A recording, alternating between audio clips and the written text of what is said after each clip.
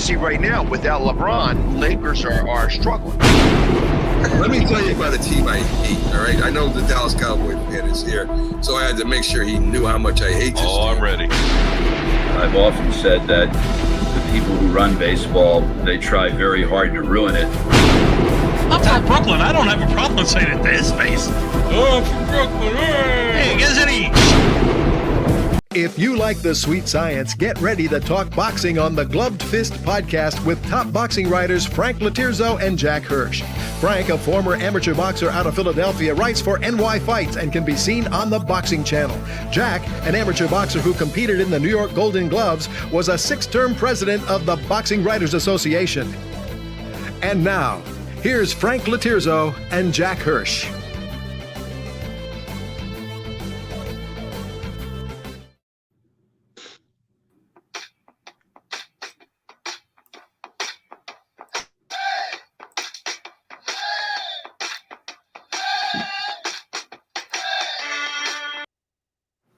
And we're back. Welcome to Glove Fist. My name is Frank Latirzo, former fighter, part-time writer, full-time observer, and I am a nickname guy. I love Travis Bickle. He is Pags of the Mac and Jack show. Jack, I had to get that on there because I know he watches this because he wants my football insight as much as yours. How are you doing tonight? Good. Whenever we see our producer, Mac, at the start of the show, you know what it reminds me of? You being the coach, me being the quarterback, us talking on the sideline, and Mac being the backup quarterback, you know, with the clipboard standing there. That's what it reminds me of. Mac, did you hear that? He always gives himself the higher position. When we first talked about this, he wanted me to be the mad dog, and he wanted to be Francesa. Now he's the coach. Well, until we found out that you were ruder than I was, then we kind of switched. All right, Jack, we have a special show tonight. This is the last show of the year. Got my Christmas sweater on. I don't like ugly sweaters. This is not an ugly sweater. It's a Christmas sweater. Jack, there were some big fights last weekend. There's a huge card coming up Saturday night. We're going to touch on that. And then we have a special guest coming on. His name is Glenn Lewis. He wrote a book titled Sparring with Smokin' Joe. That's Smokin' Joe Frazier. I told Glenn when I spoke to him, Jack, that you and I are huge Joe Frazier fans. I bent his ear when I spoke to him. We'll have some fun tonight. Glenn, sit back. We'll be with you in a couple of minutes. Jack, Christmas time. I only saw David Morrell fight. I'll hit that real quick. You take the rest of the weekend. Yeah, it was the last event by the Showtime Network. I mean, that made it really big, and David Morrell was the big star on the show. He won his fight in a couple of rounds. But more importantly, David Morrell is on the trail of David Benavidez. David Benavidez is supposed to be the monster. Everyone fears him. You know what this reminds me of, Frank? They said the same thing, remember, about Antonio Margarito at his best. He's the boogeyman. No one wants to fight him. And Paul Williams stepped up. They asked, who do you want to fight next? He says, I want to fight Antonio Margarito. And he beat him. No one else wants to fight him, and he beat him. So I don't want to hear Benavidez make up all type of excuses to avoid a fight with David Morrell and then call out other fighters like Canelo, let's be blunt, and then call out Canelo and say Canelo is ducking him. You want to force a fight with Canelo, David Benavidez? Take on David Morrell. Knock him off. Same thing I want to tell to Terence Crawford with the Boots Ennis. Fight Boots Ennis. Dispose of him. Don't make up excuses that anyone's ever ducking you by fighting a guy who's a little less. I know we hear, well, he doesn't have a big name. It'll be a bigger draw later on. I won't get enough credit for beating him. Bottom line is this, Frank. You and I and the people that listen to this show are fans. And if you heard a David Benavidez, David Morrell fight was signed, you would be salivating. Wow, I what would. a fight. I want to see that fight. Terence Crawford, Boots Ennis, wow, I want to see that fight. So I'm tired of excuses. Best fighting the best. That's what we got last weekend in the flyweight fight. Bam Bam Rodriguez against Sonny Edwards.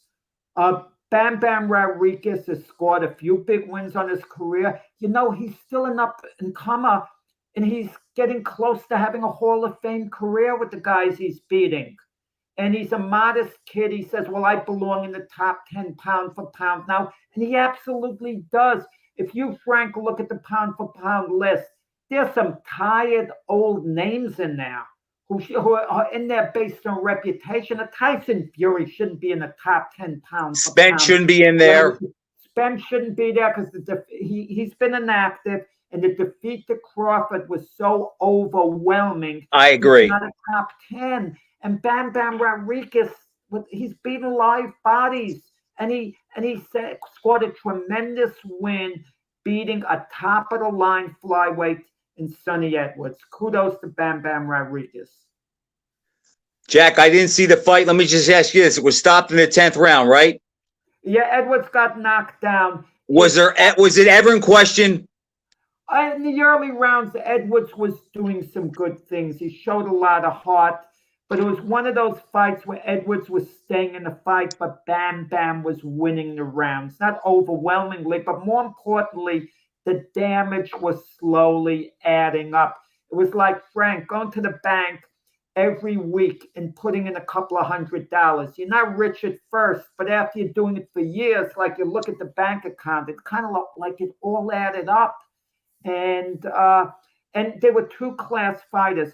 And it was the best fighting the best, but they had the same promoter, Eddie Hearn, Matchroom Boxing. And fights like this get made usually when the fighters have the same promoter. When they have different promoters, we have a hard time making these fights. Like, for example, Dimitri Bivol and Artur Beterbiev. If they had the same promoter, the fight would have been made by this point. Jack, let me just say this. I've seen Rodriguez. I like Bam Bam. I think he's a force.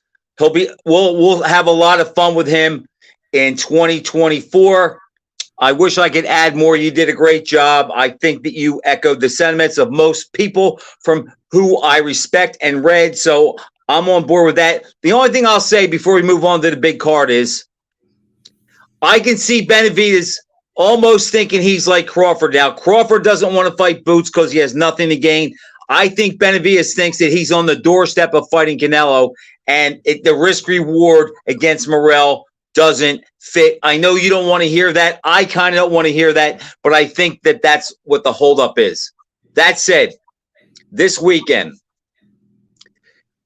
Anthony Joshua and Deontay Wilder are in separate fights, and Jack, you know what? I mean, they're fighting contenders. Anthony Joshua's fighting your boy, Otto Wallin, 26-1.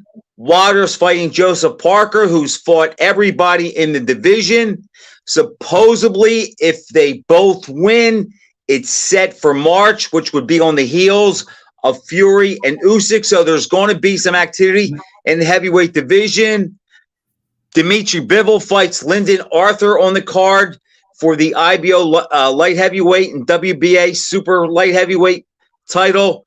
Daniel Dubois fights Jarrell Miller, and there's a plethora of other contenders on the card.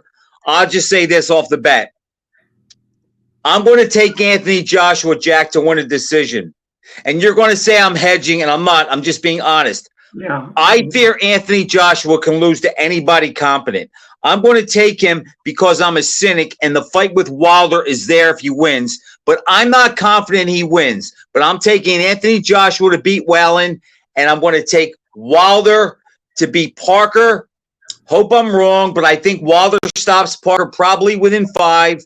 And I'm going to give you an upset, and I actually think you're going to agree. Jarrell Miller is going to beat Daniel Dubois.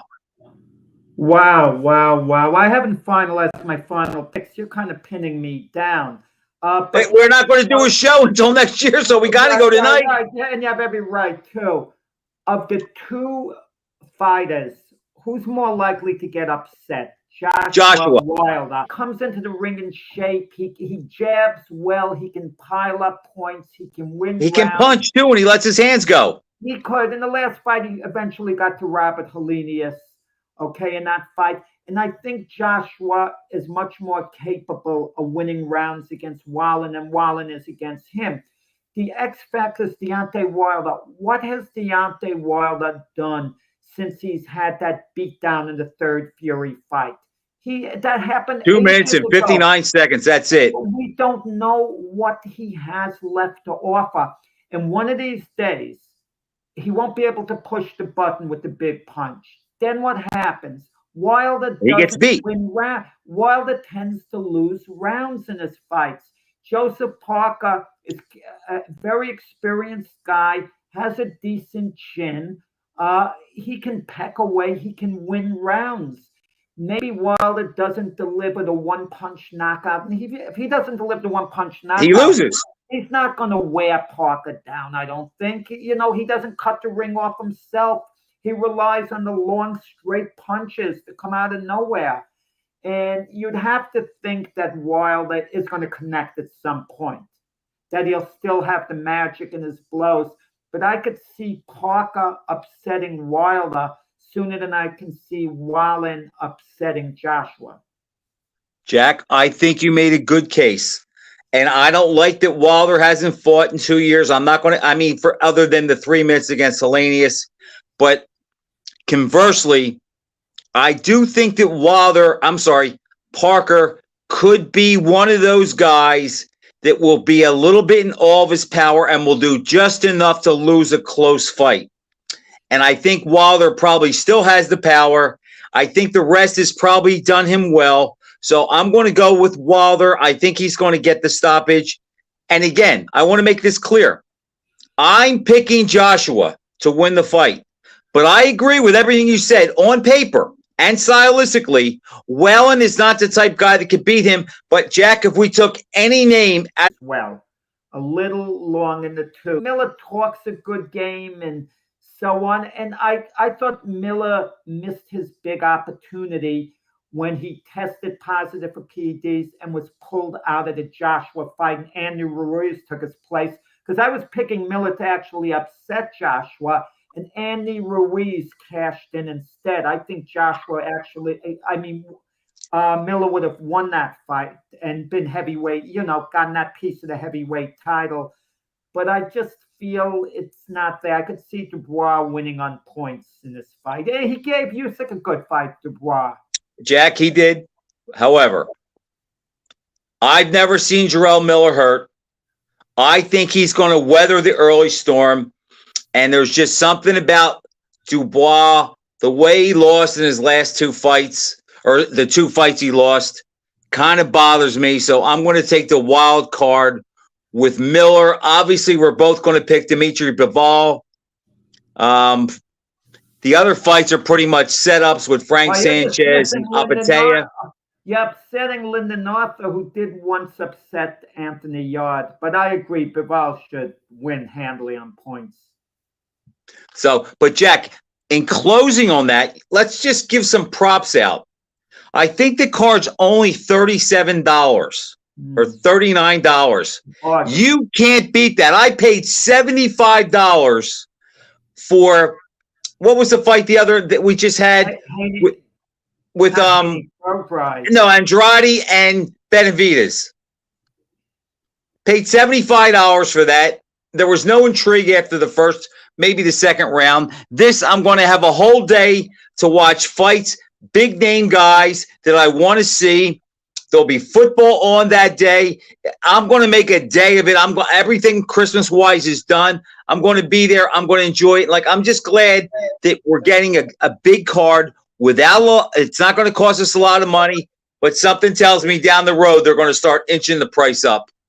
I would think so. It's a bargain. I don't know what type of business this show is going to do pay-per-view in the United States, because it's starting in the daytime, and the big fights essentially on the East Coast here in the daytime, the West Coast even early in the United States. Right. And I think pay-per-view is geared for the night person. They buy it in bars. People have a night out.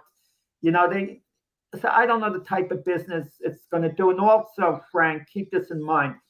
This card is geared for people like you, Ian, the people who listen to our show, real fight fans. How many real fight fans buy pay-per-view shows in comparison to just loose fight fans, or just people who like boxing but aren't fans?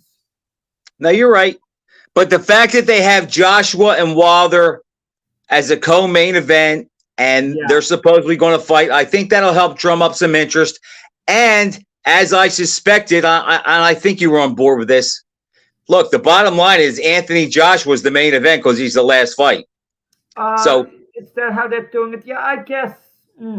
Yeah, Joshua, Wilder and Parker first, and then Joshua's the last fight on the card. Yeah, that makes sense to me. That sounds about right to me, and it just shows Joshua's marketability. And this heavyweight action is going to kind of be a lead-in to Fury and Usyk. Fury and Usyk, from what I understand, Frank, they have a rematch clause. I mean, I keep hearing things back and forth, and that would be bad for boxing. I mean, a rematch shouldn't be forced on us. If it's a controversial decision, if Fury wins, Jack, he won't fight Usyk again. He'll say, take the titles. I don't think he'll fight him again.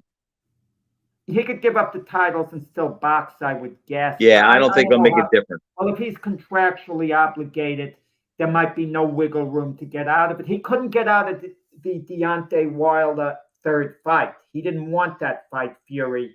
So finally he had to give in. I suppose that would be the same case with Usyk. But for matchmaking purposes, we don't want to see Joshua and Usyk again. Joshua and Fury, we would welcome. Right. Yeah. And Usyk, we would welcome. That type of concept. All the matchups that we haven't seen. We don't need to see Wilder and what happened and Fury again. None of that. The big Chinese heavyweight Zhang, who destroyed Joe Joyce twice. What's happened to him? Who's he going to fight? I think he's going to get a shot, Jack, in 2024 against somebody big it'll create interest in the division. It's like he's definitely a player. He's earned his wings. And Jack, speaking of heavyweights, we have a guest who wrote a book on a guy you and I both liked, who played second fiddle to another guy we both liked, but in the ring, they were equals. And Joe Frazier, so I'm talking about, Smoking Joe Frazier, confided in Glenn Lewis. Glenn Lewis was at the gym with Joe Frazier in the late 70s, early 80s, got to know him, talked to him, knows his son. Glenn and I had a great conversation. So can we bring Glenn up, Mac? Glenn, are you there? Yes, I'm here.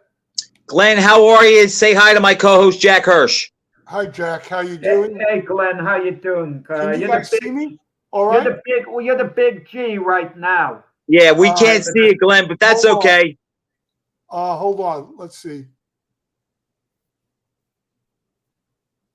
I don't know. Late 70s, early 80s. Well, Joe did fight Jumbo Cummings, I think, in 81, his last fight. In 81. Basically, when I met Joe, I originally did an interview with him and his son Marvis about Marvis's amateur career and Joe's plans for turning pro and things like that.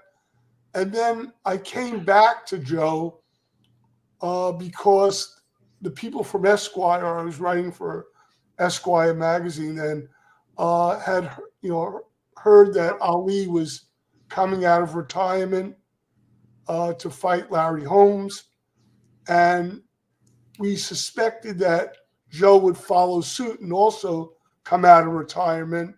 They fought a week apart in 1981. Exactly. And the big story would be, if both of them were somehow successful, would there be an Ali Frazier 4? And where would that fight be? And obviously that fight would have been, like the mother of all combat fights. And so that was really what the second article was supposed to be about. But the more I got to know Joe and the more I got to know Marvis, I realized there was a lot more to that than just their combats. Well, Glenn, let me ask you this. Yeah. in the idea of writing the book, now I know you're fond of Marvis. I've told Jack before, and you and I discussed this, that Marvis is one of the best people I've ever met in my life. No, he But really my is. question to you is this. Do you think it was an attempt on Joe's part to try to set the record straight regarding his feelings regarding Ali and the things that transpired before the fight of the century, all the way up until when Ali lit the flame at the Olympics and Joe said that Stan Hochman, he wanted to push him in the flame, in the fire. Do you think it was he wanted to set the record straight regarding Ali? Well,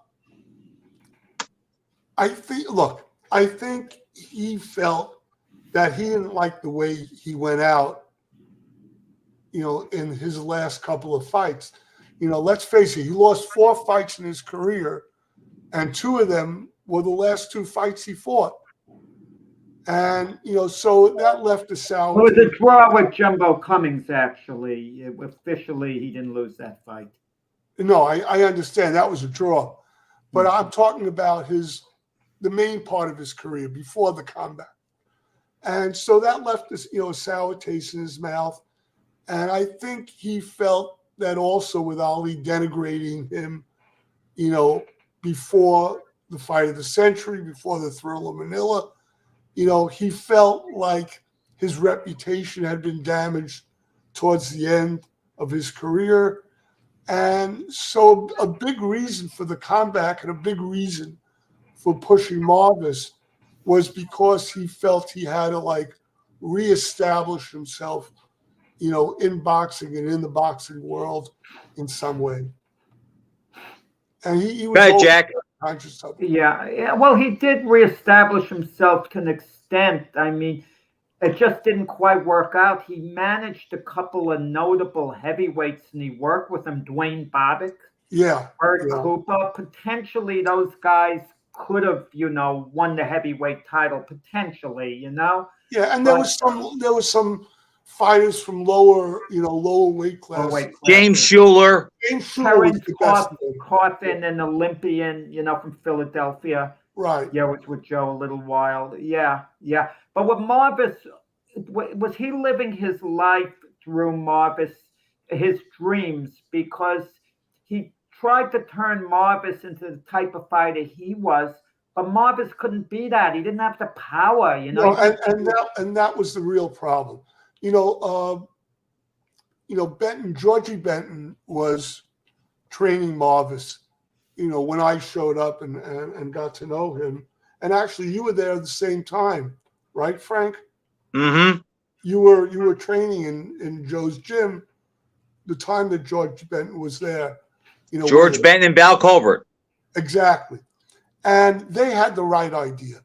They had Marvis, more or less on the outside, moving in on, keeping a distance and Picking his spots, when to box and when to punch. When to come in, hit hard, retreat, don't get hurt, don't take abuse. There was no reason for it.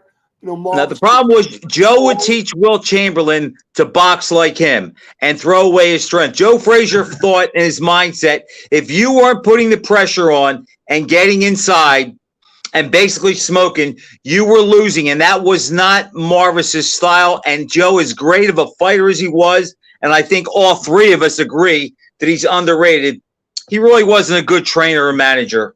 No. And actually, that was a big part of the book. I really talked about Joe got rid of Benton after the first pro fight and took over as the main trainer and tried to get Benton to accept the role of like an assistant trainer or something like that. And Benton just walked away. He said, this is, the way you're handling him is wrong. It's not going to work. And he walked away. And Joe, as soon as Benton left the scene, Joe would get in Marvis's head. He would say to him, you got to get in close. You got to hit, with hooks the way I did. And And Marvis would want to turn it on for his father, and he would try to fight inside times when he had no business being inside. He just loved his father so much. And to get back what Jack was saying, Jack, you know something? Joe in the beginning did not want Marvis to fight. You know, he actually made him work on the floor for 6 months before he let him box one time. And it's like he basically gave up and said, I can't keep him out of the gym. And then once Marvis had all that amateur success, Joe just, you know, I think, as Glenn said, saw a way to get his name back in the limelight. And for a while, Marvis looked good. And it worked, but you know he just tried to make him to be somebody he wasn't. But you know, I'll tell you something interesting. You know, in the book, there's an interesting story about there was a regional Golden Gloves, the Philadelphia Regionals that Marvis was fighting in, and it was one of his last amateur fights. Jimmy Clark. Yeah. No, I think it was a kid named Pitts. Johnny Lee Pitts, which was another story. I'll tell you about that if you're interested. But Larry Holmes was there as well, because Larry Holmes' younger brother, who was one of Marvis's friends, Mark Holmes was also fighting, in a lower weight class in the same regionals. And Joe, afterwards, we went out to celebrate Marvis's win, and we all, Joe, Larry, myself, Joe's family, we all went to a bar that, knew Joe, and we were celebrating. And Larry and Joe and I were in the bar area together, and Joe was pressuring Larry Holmes to promise that he would give Marvis a shot at the title within the first 2 years of turning pro.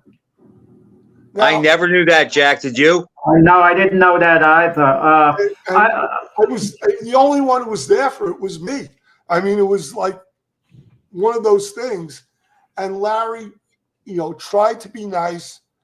And, he said, look, you know how much I care for Marvis. And then finally, he just said to Joe, I don't want to be the one to damage Marvis. I don't want to be the one to cause Marvis to be seriously hurt. And as much as I love Marvis, once I get in the ring and I have to protect myself and I have to fight the way you're supposed to fight in the ring, I'm going to take him apart. And I don't want to have to do that. Let me ask you this. And I'm sorry, but Frazier kept pressuring him and pressuring him. Finally, Holmes said, well, we'll see. Never knew that. Go ahead, Jack. Joe sparred a lot with Larry Holmes. Holmes was in his camp when he was a young fighter. Right. Joe had to know how good Holmes was based just on the sparring sessions. And was he just deluding himself into believing that Marvis would actually beat Holmes? I mean, just based on the session. That's a hard one to call. I don't know if he actually believed that Marvis could beat Holmes. Certainly at that time, it was ridiculous. I mean, Holmes had so many, really good fights and good defenses, of his title, and he was undefeated. And it's, really hard to imagine that. I'm going to give you a theory on this. He just wanted so badly for his son to have a title shot. Jack, really was. And Glenn, I'm going to give you a theory on this. You both bring up a good point, but here's the theory.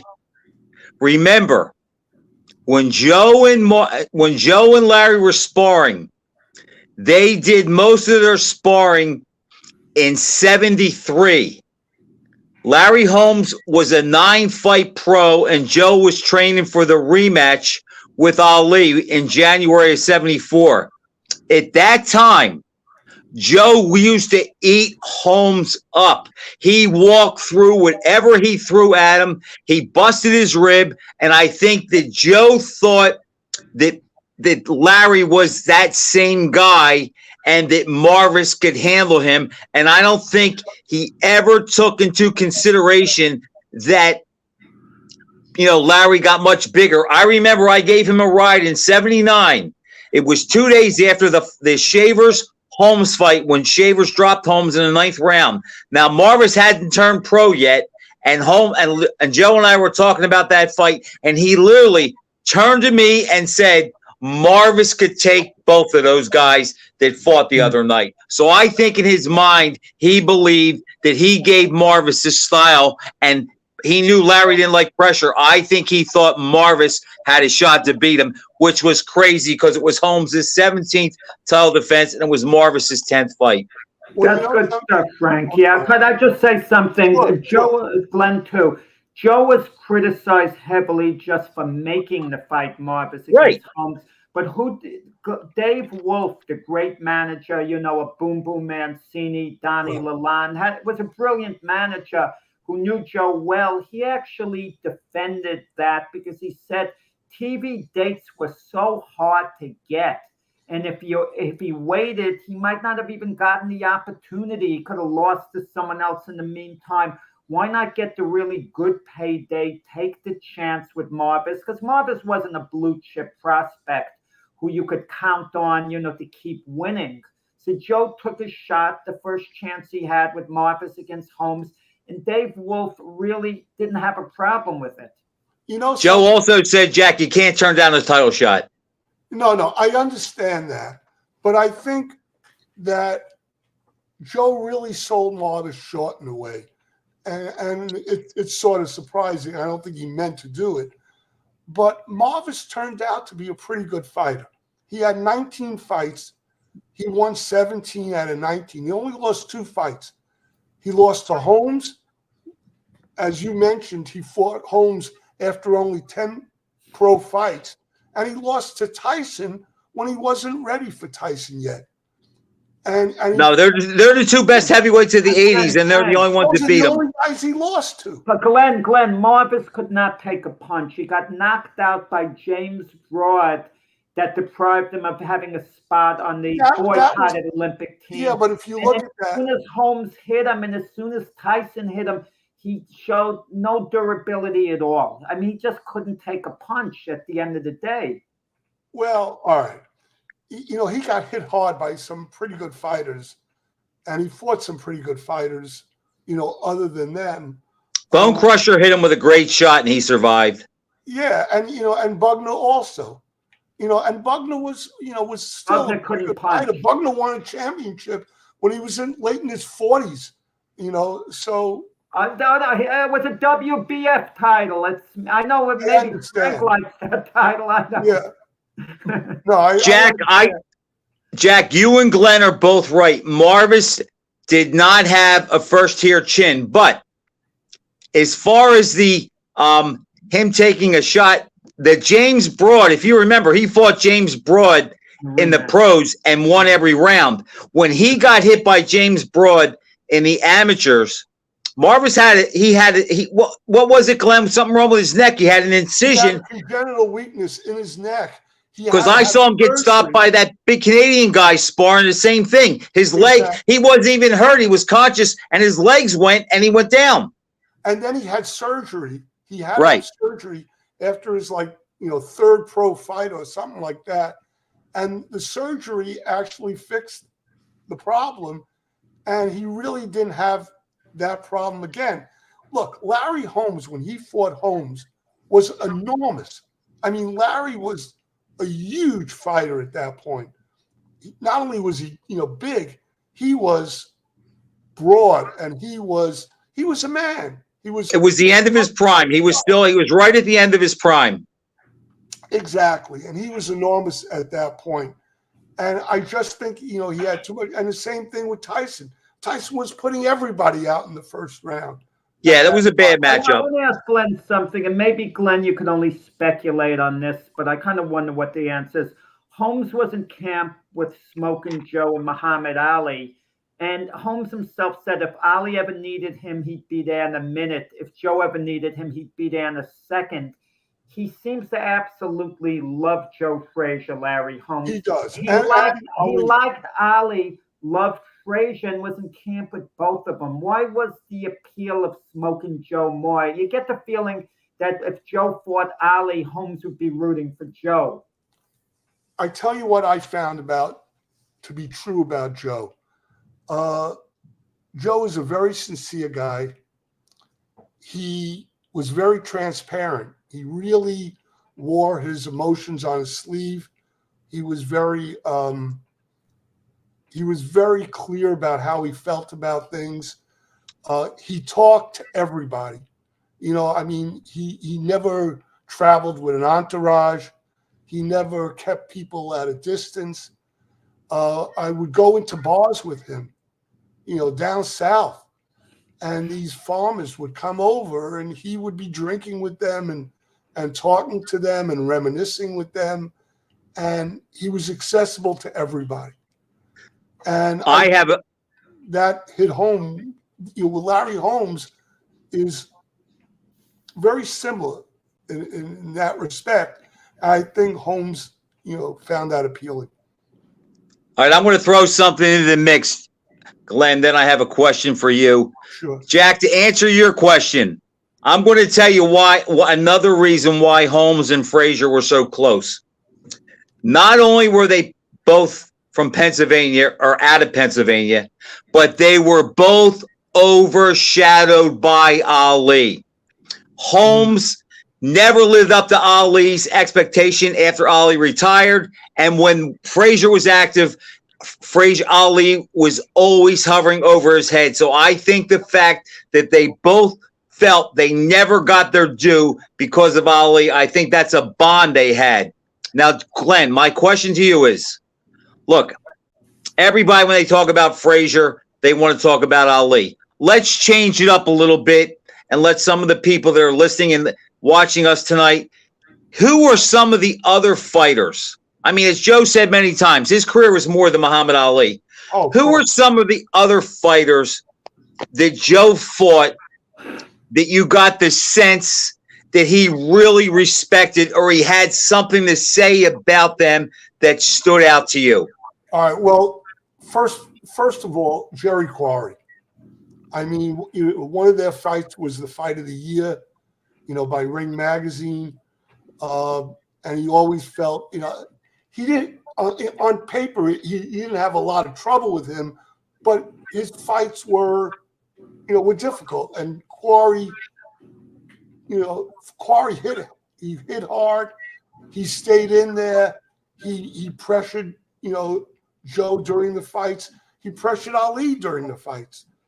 He did a lot of damage to Ali when he was fighting Ali. So he was a good fighter. And another guy that obviously made an impression, maybe not for the right reason, was Oscar Bonavena.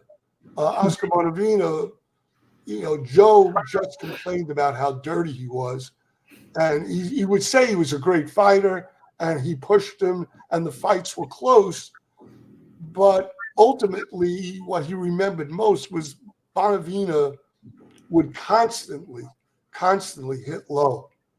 And, you know, Joe was so damaged, you know, in the groin area after he fought Bonavena, it was like ridiculous. Well, I have a theory, guys, that's never brought up.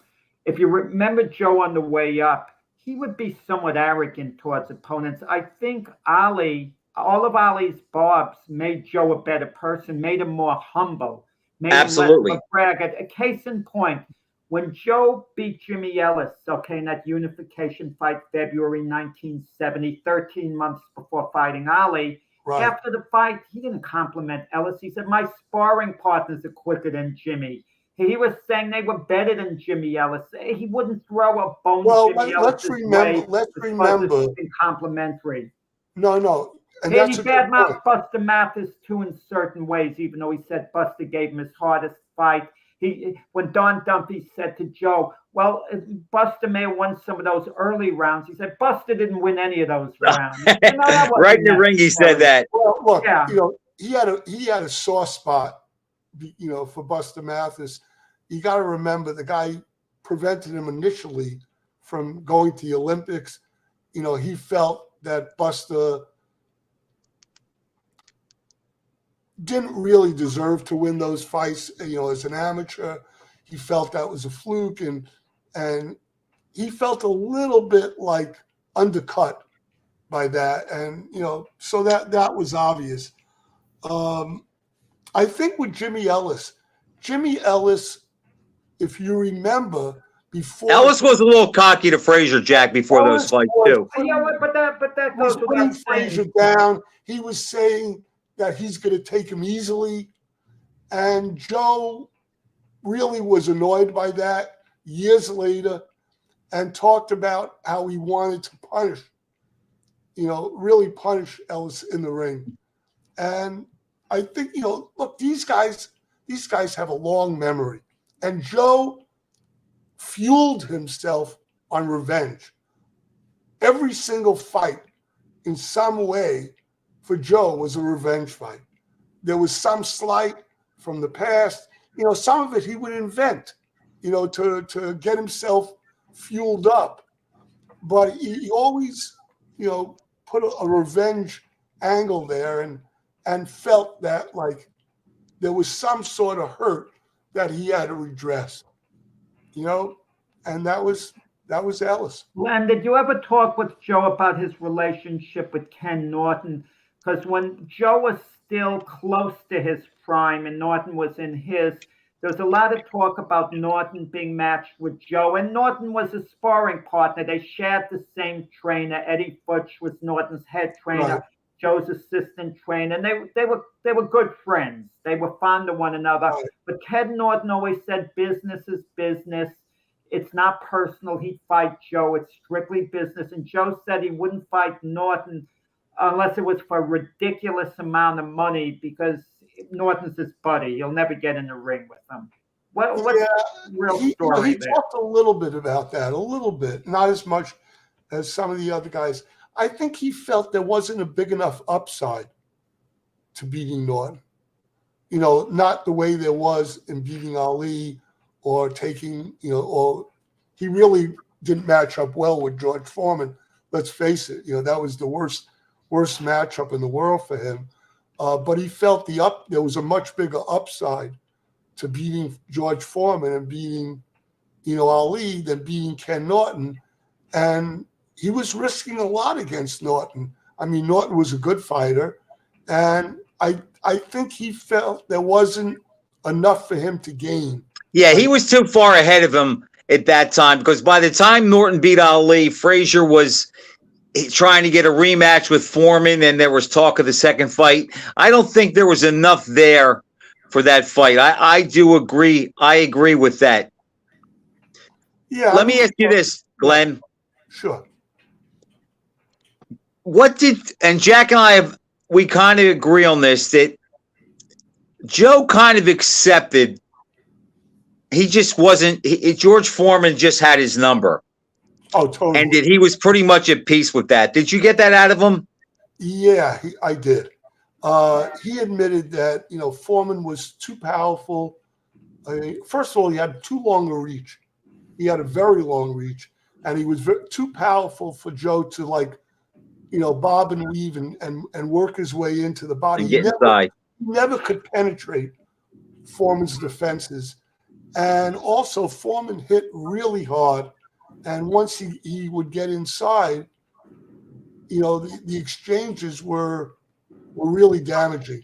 And yeah, he could never get inside. He just knew that his style and Foreman's style didn't mesh. It's interesting, Glenn. It wasn't a good matchup.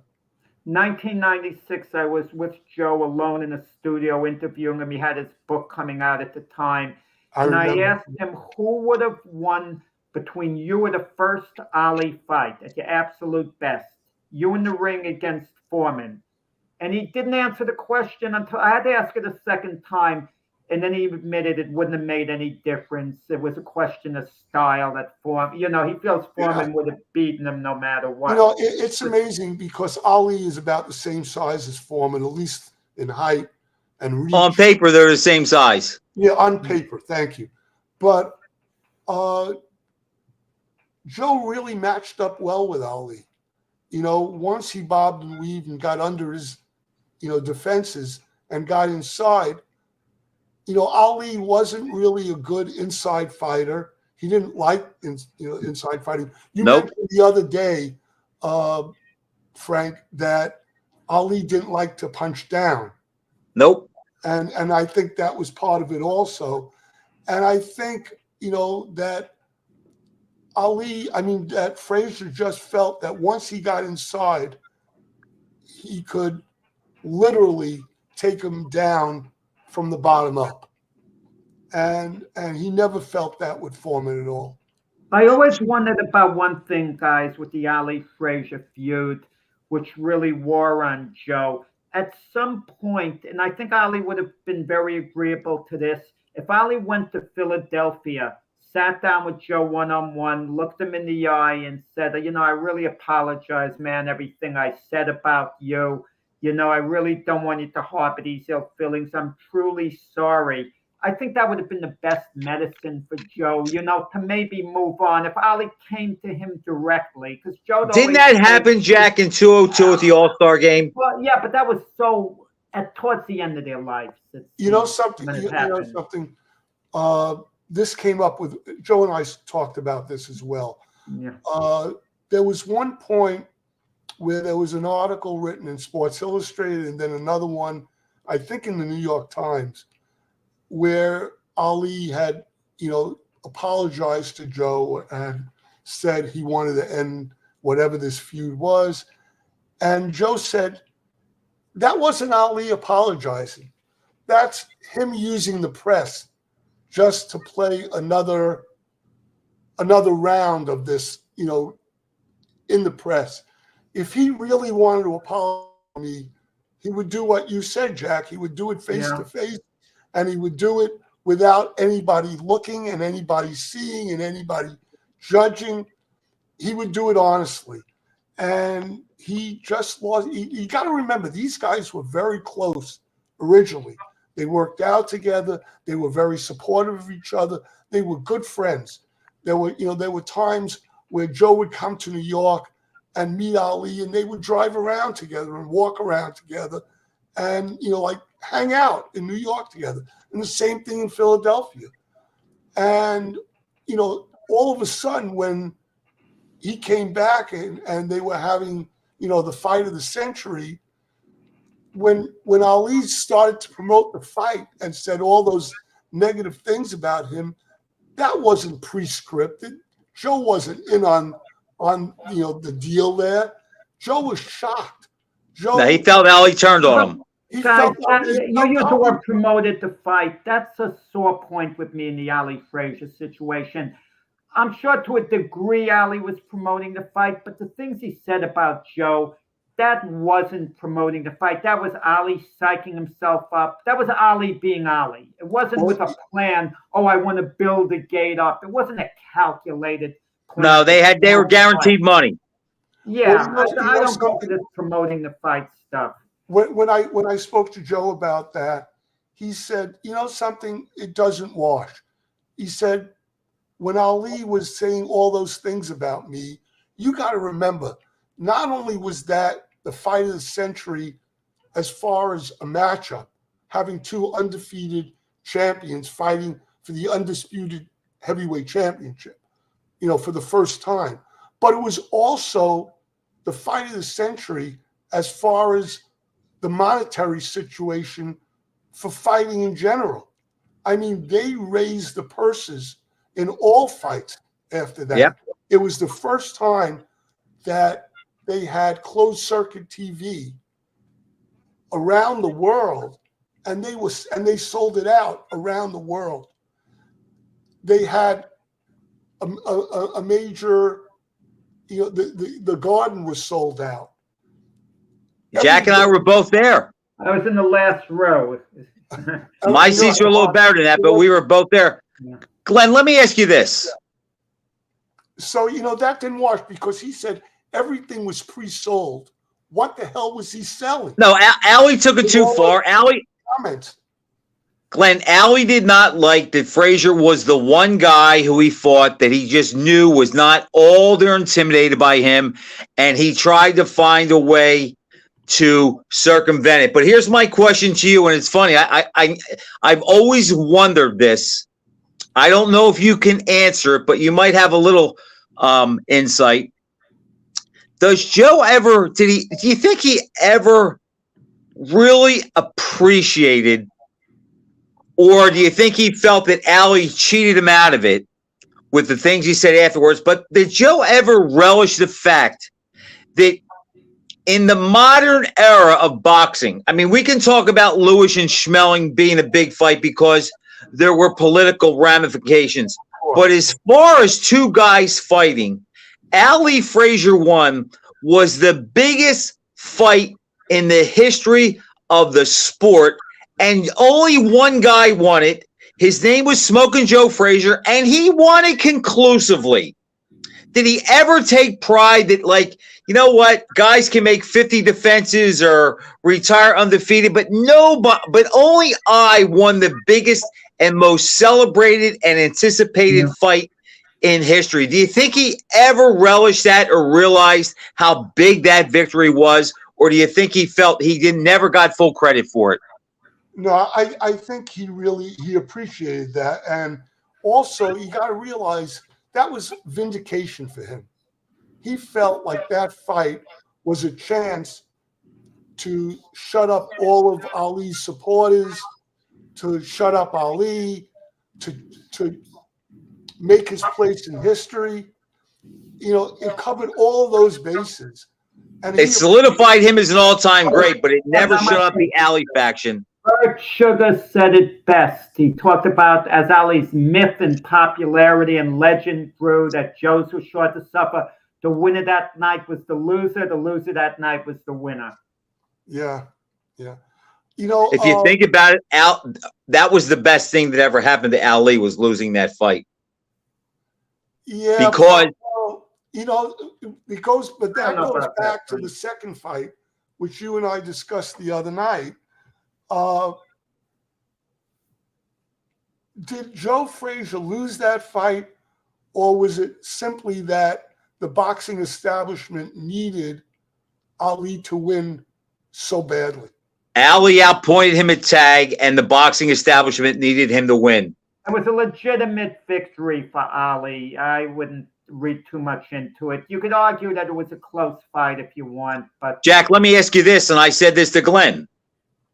I agree with what you just said, but let's just say there was never a third fight, and all we had in history were the 15 rounds of the first fight and the 12 rounds of the second fight, in total 27 rounds. If they never fought in Manila, I would say that just in their rivalry, Frazier got the slightly better, because I thought Frazier won the first fight by more than Ali won the second fight.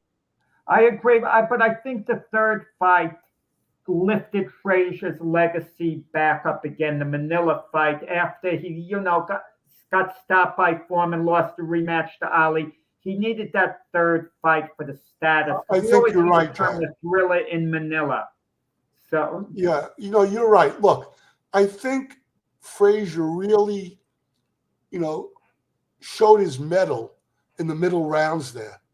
The middle rounds of the thrill in Manila. Oh, from rounds 5 to 10, I don't know how Ali made it. He was at his peak, I think, in those 5 rounds. He showed, his mettle, and I think people will remember that. A lot of boxing people never doubted it, but I guess there are some people that maybe they did, but he didn't have to show me. I knew what he was as a fighter. And Jack and I, Glenn, I have a difference of opinion with Frank on this. Okay, sure. Slight difference. He feels that the Joe Frazier of March 8th, 1971, at its absolute peak, would have beaten the best of Ali. Would have gotten by him. The best that we saw. I think the Ali before the layoff would have outpointed Joe. It would have been a reasonably close fight. Joe would have given him all he could handle. I'm not going to argue with that fact. You got to realize, I realized that Ali was coming back after a long layoff. and it's hard to quantify what 3.5 years, is going to do to, If you didn't know he was coming off a layoff, the way he fought, no one would have guessed it. Yeah, but let's also remember that he had 2 or 3 really quality tune-up fights. Two of them against contenders. He fought Oscar Bonavena. Who's the other fight against? Quarry. It was a good That's right, version of Ali that fought Frazier the first time. A very good version of Ali, but that extra edge. It wasn't the Ali of the Liston fight, not the Ali of the Ernie Terrell fight. It is absolute scene. Glenn, let me have. On the other hand, Ali was up on his toes. He was dancing for 5 rounds. He was doing all the things that he was sort of known for, and I think Frazier, pressured him a lot and cut off the ring a lot, and really didn't give him a chance to breathe. I think Frazier would have beaten him at his best. Glenn, let me just set the record straight, because sometimes I think Jack likes to mess with me a little bit. Jack, here's what I'm saying, okay? The best, when I say that, I mean if we take Frazier of 71 and match him against the best Ali from 71 to 75 or 64 to 67, I think the 71 Frazier beats Ali. However, so I think the best Frazier beats the best Ali that we saw. However, if Ali was not exiled and they would have fought in 68 or 69, Frazier wouldn't have been as good as he was in 71, and Ali would have been better than he was in 67 or 66 or 67. So I think Ali wins under that scope. But if I take Frazier 71 and put him in the ring with Ali that fought Chuvalo in 66, I might give the edge to Joe. Let me ask you a question. How do you think Ali would have improved over those years if he wasn't exiled? I think he would have been strong. How would he have been better? How would he have been better? I think he would have been more. I think he would have filled out and got stronger, as we saw, and he would have been a little more accustomed to his body, and he wouldn't have lost the coordination. I think when Ali came back from Quarry on, he was about 4 pounds bigger, 5 pounds bigger, and I don't think he ever quite adjusted to his body, and he never stayed in great shape after that. Okay, well, that pretty much, we're towards the end of the show here, Glenn. Now, I have to stop Frank, because when it comes to Smoking Joe, Frank will talk for the next hour and a half. He'll lose. Glenn knows that. Right. I know that. And so will I. Yeah. Okay, so Frank, you're wrapping it up or what? All right. Everybody, Glenn, first of all, Jack and I want to thank you for coming on and bringing your insight. Thank you so much. I'm sure down the road there'll be a reason that we'll have you back on. I'm sure you and I will talk down the road. Jack, all I can say is this. This is 2 years. It's been fun. Let's keep doing it. And hopefully that the sport will give us something to talk about in 2024. We'll have a lot to talk about when we come back. A big fight, fighter of the year, knockout, the whole bit. So all I can say is this. Thank you, everybody, for watching. Thank you, Jack, for being a great co-host. And happy Hanukkah and Merry Christmas. Jack, take us out. Happy holidays to everyone out there. Happy holidays to you, everyone out there. See you next year, Frank.